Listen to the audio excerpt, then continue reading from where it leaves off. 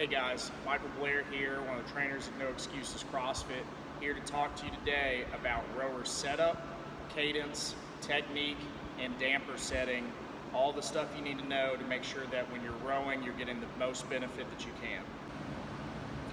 For foot setup, we want to make sure that we can hinge at our toes. So when we set up, we want to kind of ideally, and it varies depending on shin length and a number of other factors in your anatomy, but where you want to set up is generally about the strap, about the ball of the foot. So that way, as I go forward, I can flex onto that ball of the foot and still maintain in contact with the footbed.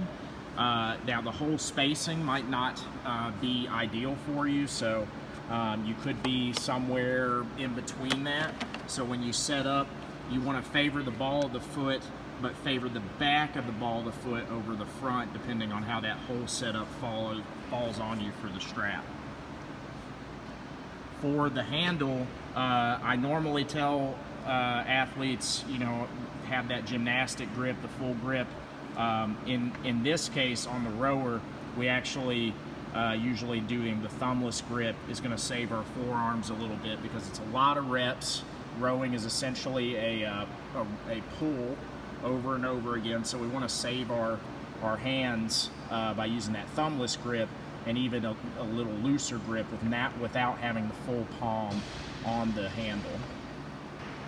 One often overlooked aspect of the rower is the damper setting.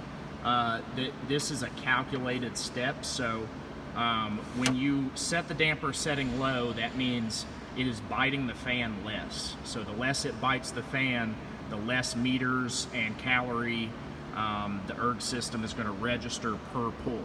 So for most people, we're going to be operating in that mid-range, but if we are a heavier athlete, someone with a strong deadlift, which is essentially kind of mimicking the movement of the rower, that 7 to 10 range for calories. Somebody bigger, somebody about 185 and above is going to find more benefit in that 7 to 10 range, whereas somebody that's lighter, down in that 185, 165 range, you might be better off 4 to 8 range as far as your meters per pull, because the heavier you are as an athlete, the more force you can generate against that row.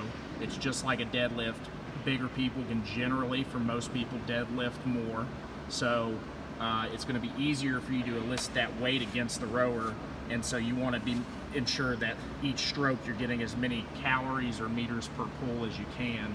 And then you also want to adjust the damper setting based on what you're good at. If you're somebody with very good conditioning, maybe doing more strokes over time, a higher stroke rate in a lower damper setting might benefit you.